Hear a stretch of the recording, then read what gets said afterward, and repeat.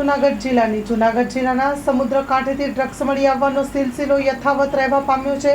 ધામણેજ બંદરના સમુદ્ર કાંઠેથી મળી આવ્યા છે ડ્રગ્સના પેકેટો। બિનવારસુ 9 પેકેટ મળી આવ્યા છે, જે પૈકી 2 પેકેટ ખુલેલી સ્થિતિમાં જોવા મળ્યા છે।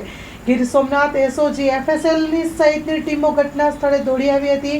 આજુબાજુના સમુદ્ર કાંઠામાં સુરક્ષા એજન્સી દ્વારા સર્ચ ઓપરેશન હાથ ધરવામાં આવ્યું હતું, ત્યારે અંદાજે 5 કરોડ 30 લાખની કિંમતનું 10 કિલો ને 600 ગ્રામનું ડ્રગ્સ મળી આવ્યું છે। પોલીસે આ અંગે કાર્યવાહી હાથ ધરી છે। Story report by Jagdish Yadav, Junagadh.